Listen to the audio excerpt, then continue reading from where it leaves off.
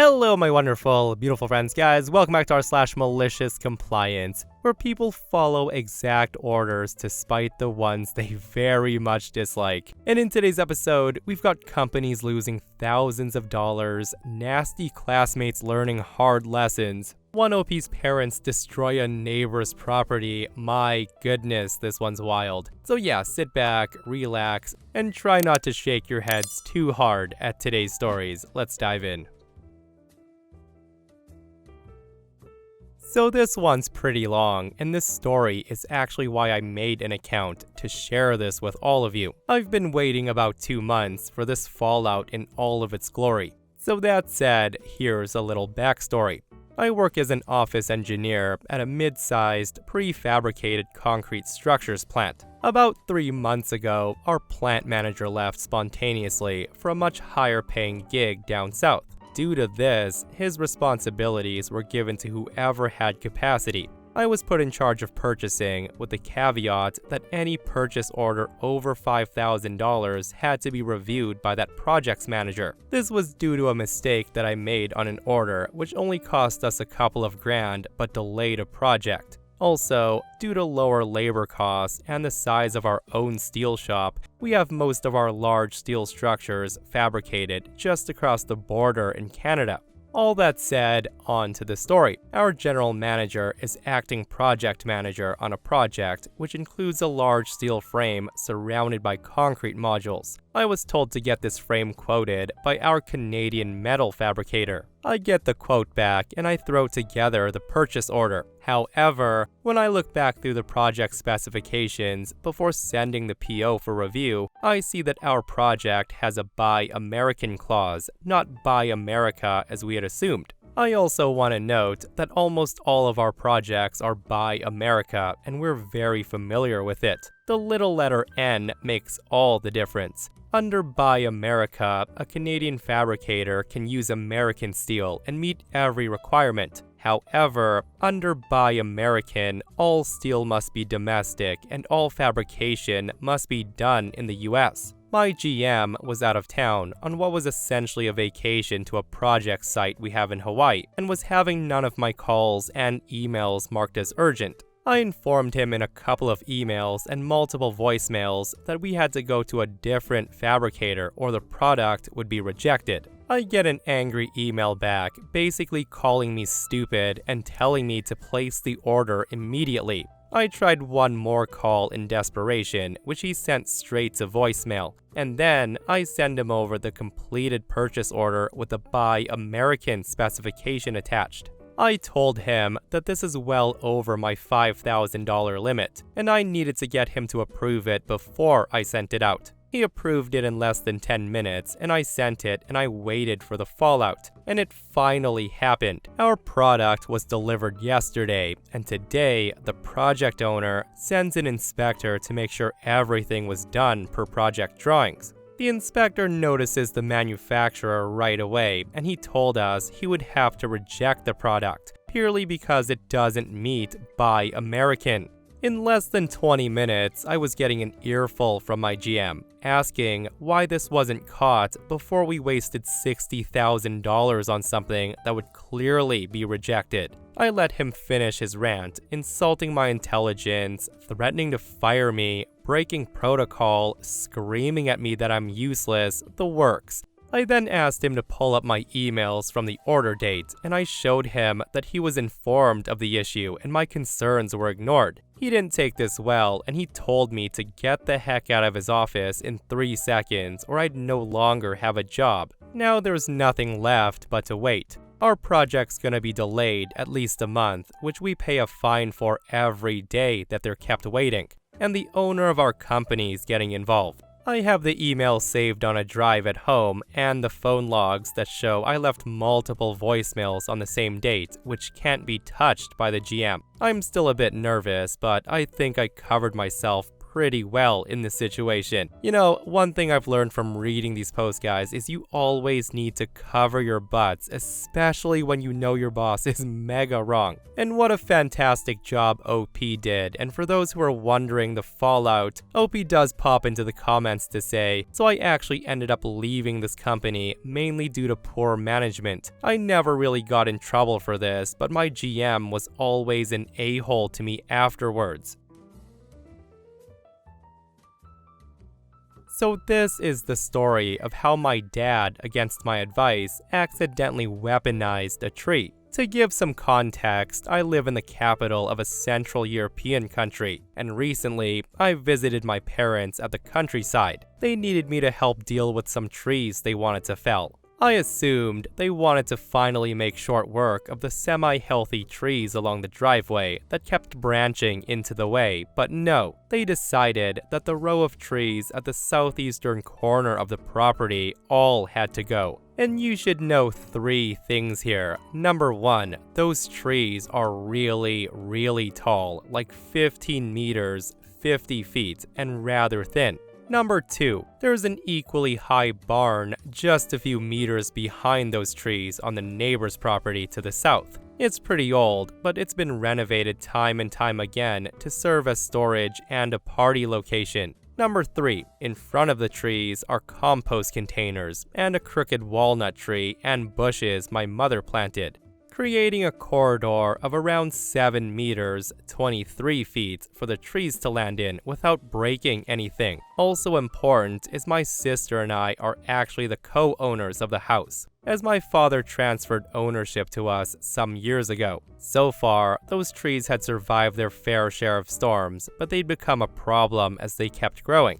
And since the new neighbors on the property bordering on the eastern side are in the process of building a house, they would become their problem as well. So I agreed that they had to go. However, my parents wanted to cut them down by themselves, meaning my dad would be the one to operate the chainsaw. He worked as a technician before retiring, and he always did a lot of repair and building work in and around the house. But he's way past 70, and he's adopted a rather unhealthy lifestyle after leaving the workforce. And his eyesight and motor skills, while still perfectly suited for most kinds of technical operations, have deteriorated a bit. So knowing this, I objected and I suggested hiring a professional to do the job and sharing the costs. I argued that any damage, as beechwood is pretty heavy, or injury that might occur if things went sideways wouldn't be covered by insurance and thus would come in quite costly. Well, my cheap parents wouldn't have any of it, and they even refused to get an estimate from a professional. I did some basic research and I find out that the cost would probably come in at around 500 to 1,000 euros, which is $600 to $1,200. It's not a small sum, but the forester or lumberjack who would take up the work would be responsible for any damage. My parents were stubborn old folk though. Even after trying to bring my points across several times, they said to me, no, we don't need a professional. Why should we waste money when we can do it by ourselves? It'll be fine, they said. Literally. Now, usually, I'm able to put them off bad ideas by convincing one of them, but this time, they both were hell-bent on going for it. Once again, I voiced my concerns to my mother, hoping that she would talk some sense into Dad. But she says to me, "You know your father. You just need to shut up and trust he can do it. He's not as old as you think he is." Now, I knew that once my mom made up her mind, all hope's basically lost, as my mother can be the most stubborn. As a side note, as property co-owner, I technically could have forbidden my parents to fell those trees on their own. But they are my parents. I love them. They're adults. They live there. And plus, my mom was mean and she told me to shut up about it. So I decided to comply. I told them that they should go ahead, and if things get bad though, I wouldn't help them with this. And my mother just assured me it'll all be fine. The next morning, I was woken up by my mother calling me to help cut up the first tree which my father had brought down successfully. So I dutifully crawled out of bed and I did my part in this little deforestation project. Tree number 2 and 3 out of 5 were also felled without incident. And then came tree number 4. My father hadn't seen this one higher up branch that stretched between the branches of tree number 5. So once the chainsaw had fully severed the stem, instead of falling sideways as intended, it got caught up, swirled around its axis, and then crashed into the walnut tree, which starts to bend significantly due to the load. Now, they wanted help moving this giant tree by pushing it to roll along the edge of one of the walnut tree's main branches. Besides me knowing that this wasn't doable, as I said, a 15-meter high tree is a heavy affair, I refused. And this is when my mother says, "But you said you'd help us once a tree is felled." I then pointed out that I would only assist once it's laying on the ground, and leaning into a walnut tree doesn't quite fit that definition. There was more pleading, but now was time to be stubborn, and rightfully so. It gets way worse though. Since there was no way to pull the beech tree away, my father decided to cut parts off of its lower stem until handling it would be possible. Multiple laws of physics, however, intervened after he cut the second large chunk off. This shifted the center of mass of the beech, so now it suddenly started to tilt when its branches prevented it from sliding downwards as intended. The walnut tree reacted to the lighter load and shift of balance by springing back, knocking the beech into the neighbor's barn like a battering ram.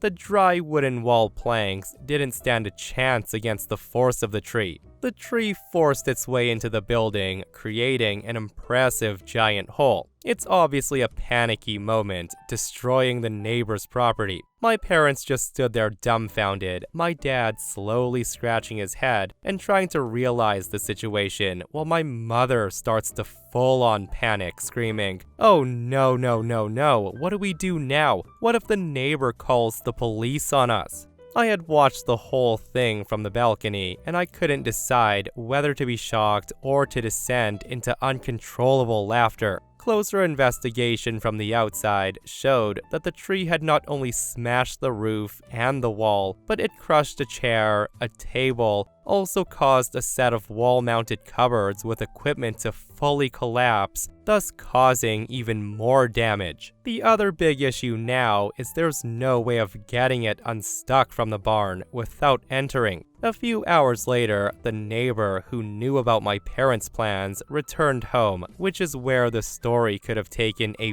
very bitter and costly turn. He proved to be a gracious guy though, and he took the incident in stride. He first was negatively amazed by what transpired, but after the inspection of the barn, he didn't deem it necessary to involve insurance or officials. He said that he would repair the damage by himself if my parents agreed to pay for materials, the replacement of the destroyed furniture, and some beer for his time, which they gladly accepted. The funny thing though, is this damage is easily upwards of thousands of euros, plus the beer of course, making professional tree removal look like a really good deal. My father did offer to assist with the repairs, and the neighbor did think about it for a fraction of a second and then politely declined. I wonder why. P.S. Tree number 5 is still standing. Yeah, this is what they call trying to save a dime, but it ends up costing you $1. And guys, I've read enough stories and I've seen enough fail videos to know that cutting down a tree yourself, especially ones that are 50 feet tall, is something you should call a professional for because, case in point. And this person comments, "As a certified arborist, I'm horrified when people try to drop big trees without professional training or equipment. I'm glad nobody was hurt, but this could have ended very badly." And this person comments and they share a similar tree-related story. They say, "One day, I came home and my mom told me that the right side neighbor talked to her. The neighbor claimed that a city official came over while we weren't there. They stopped by her house and they asked her to pass along a message, that the tree on our side of the fence is too unruly. A few branches are getting too close to the neighbor's house and the city will fine us if we don't cut down those branches." Hearing that, I just thought to myself, well, that's probably not right. The city was going to fine us without an official notice? I was certain that the neighbor either got the warning herself or she was lying for some free gardening. Now, it was our tree, so we would have done it if they'd asked properly, but my mom and I just decided to cut it down so it didn't become an issue again. She sent me over to let the neighbors know, and after some pleasantries, I told her of our decision. Her expression immediately darkened. She said, "Well, the tree's in a perfect place to cover my bedroom window from the sun and give me plenty of privacy. Isn't it cheaper to trim it?"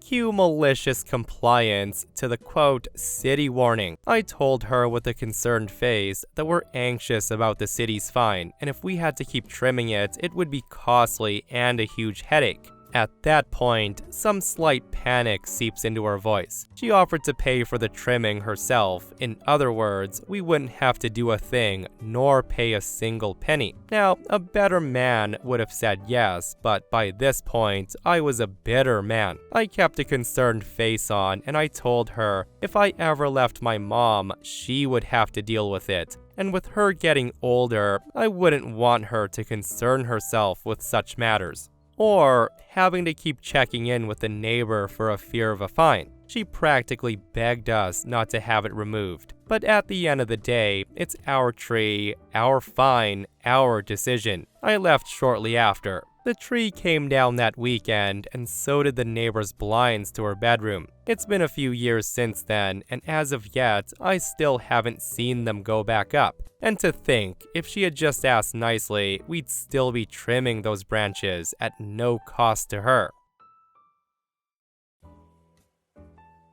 When I was in 9th grade, my grades weren't the best, but I managed to stay afloat thanks to my father, who majored in physics and is amazing in math. At the moment, I was going through a rough patch emotionally, so that also affected my grades. Most of my friends were students that had straight A's, and they had stuck-up personalities when it came to studying. I knew that I wasn't seen as the brightest student, but I used to be a straight A student too, and I knew I had potential. Mr. Jones, our math teacher, gave us an exam to take home twice a semester. The test was open book, and we were allowed to work on it however we liked. Our grades group chat was usually filled with messages when this happened, filled with students asking for answers, photos, and more. Meanwhile, my friends' group chat undermined the work of other students who didn't have the best grades like they did. They usually just asked between themselves or other students like them for answers.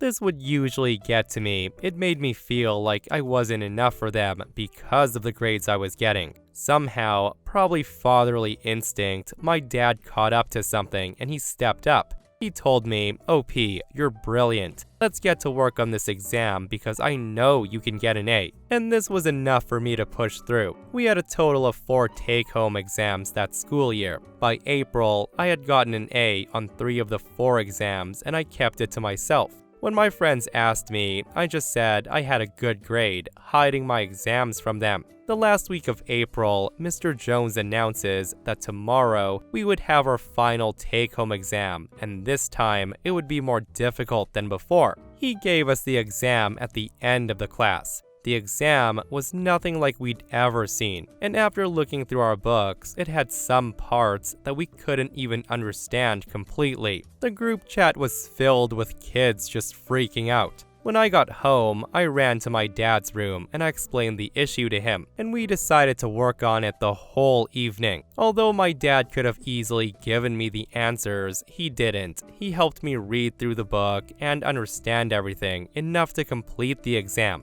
By 9 o'clock, we managed to answer the whole exam, proofread it, and made sure we got it all right and finished. On the other hand, my classmates were still active in the group chat until 1 or 2 in the morning, trying to solve one pesky little equation that proved to be the hardest one. Thankfully, being a math wizard, my dad notices that you needed to learn a process 2 sections ahead before being able to answer that equation, and without it, you would get the whole process wrong. The next day, I get to school, and I saw how each of my classmates arrived and they would ask others for help with the equation. On multiple occasions, I offered my help. My friends just looked at me and said, "No, not from you." 10 minutes before the bell rang, one of my friends, Paula, the snobbiest one in the group, arrives in a frantic manner. She asked everyone what result they got, everyone except for me.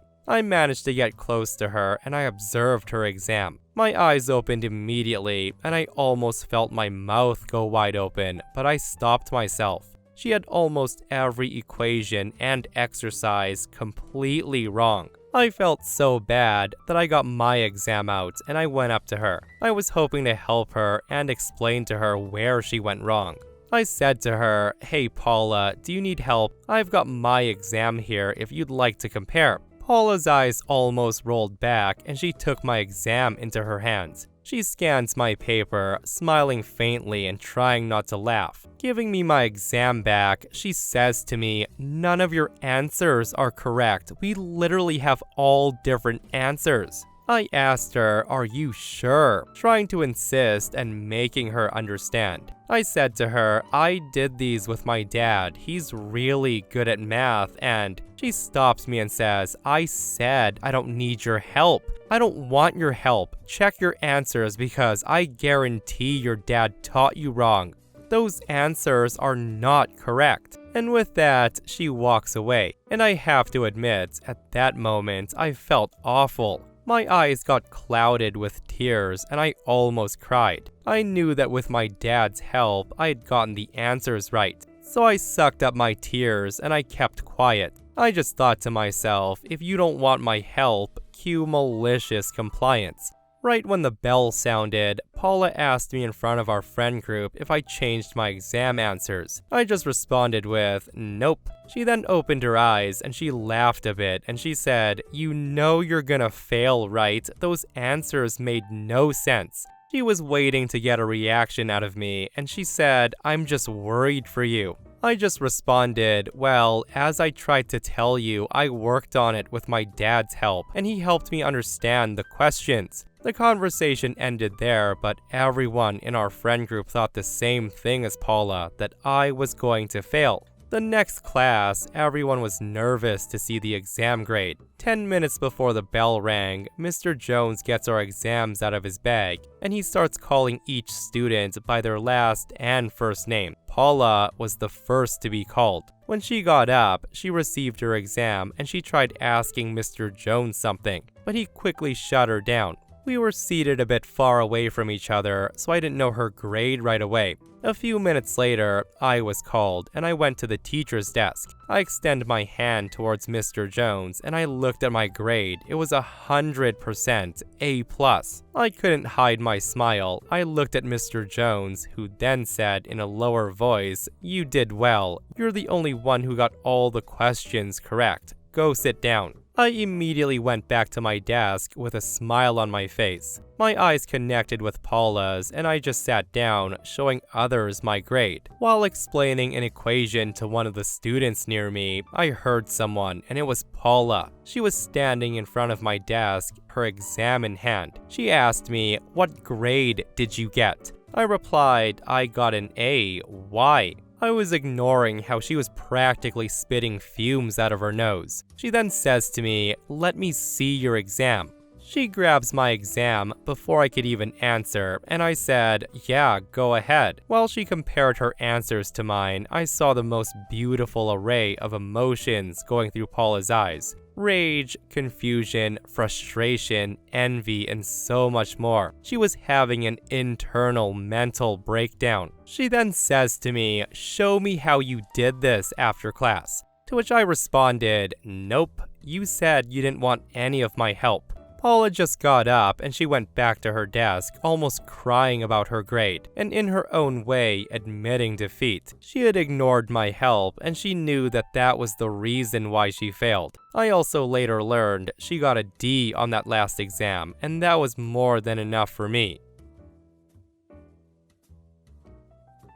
When I was in grade 6 in the early 90s, I was just a normal adolescent boy with a bicycle and a powerful desire for a Slurpee. I lived in a complex of condominiums that were divided into multiple courts, composed of a rectangle of buildings with gaps in between, allowing for an easy cut-through. I lived in court number 7, and in order to get to the back entrance of the complex, near where the 7-Eleven was, I had to go around the lake and cut through court number 2. On this particular day, though, all the boys that lived in court 2 were outside in a circle of bicycles. I knew these kids from school, and no one was unfamiliar to me, so being there should not have been a big deal. For some reason, though, the leader, Gary, comes over on his bike to block my path. He says to me, "Where you going?" I respond, 7-Eleven. He then says to me, "Well, you can't come through here. This is our turf.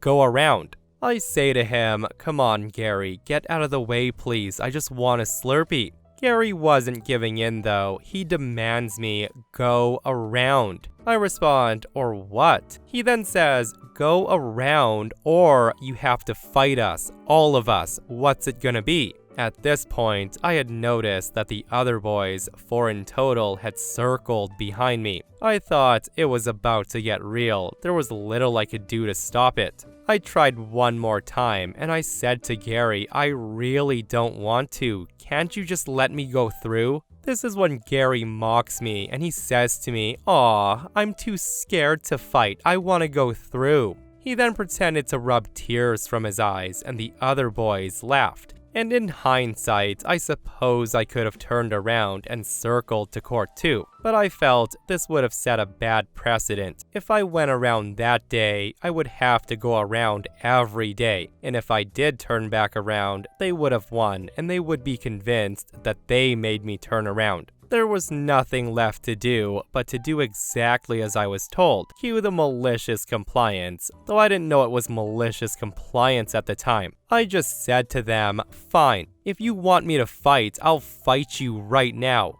The thing about me is I was a much bigger boy than these boys. They saw me as a fat kid, but being kids, they didn't know that us bigger boys possessed a lot more strength. One of the scrawny boys pushed me from behind, which barely moved me. So I grab the nearest kid and I pull him off his bike and I throw him to the ground. My thought is I would get the worst of it, being a 5-on-1 fight, but I silently vowed that at least one kid besides me was going to have his work cut out explaining the bruises at the dinner table. I then grabbed Gary, I wrapped my left arm around his head in a headlock, and I start wrenching his head as hard as I could, and then threw him to the ground. He started crying when he smacked the ground and realized he got a bloody nose. Fortunately, 11-year-old kids are basically made of rubber, so they were all okay. I also realized that his buddies didn't rush me. They literally just scattered. The courtyard was empty. It was only the 2 of us left. I just picked him up, dusted him off, and I asked if he wanted to get Slurpees with me, as my mom had given me enough money for more than one. We hung out the rest of the day, and I showed him how to make the flint from a lighter explode, which we both thought was the coolest thing ever. The next week, I saw Gary outside with some of the neighbor boys. I slung open the sliding glass door to the patio, and with a big smile on my face, I shouted, "What are you doing on my turf, Gary?" The boys all laughed their heads off, having heard about Gary's last attempt at being hard. Gary just laughs it off, and he asked if I wanted to join to ride bikes. We're still friends to this day. What a wholesome ending to that post, and I'm glad they're able to be friends to this day. That said though, in my opinion, I think Gary never actually planned to get into a scrap that day, and he was just pulling the tough guy act like a lot of little kids do, and OP just knocked some sense into him. I just love how it went from a full-on brawl to, hey, you want to get some Slurpees and blow up a lighter? Again, what a wholesome post that was. And that, my friends, brings us to another end of our /malicious compliance. Guys, I hope you enjoyed today's stories. If you did, hit that thumbs up. And if you're not subscribed, consider subscribing so you don't miss these crazy stories. And if you missed the last episode on the channel, it's an r/entitled People episode, where psycho Karen bosses are tormenting their workers, and it only gets worse from there. Guys, go check it out if you haven't, and myself and Stevie Boy will see you guys in the next one. We love you.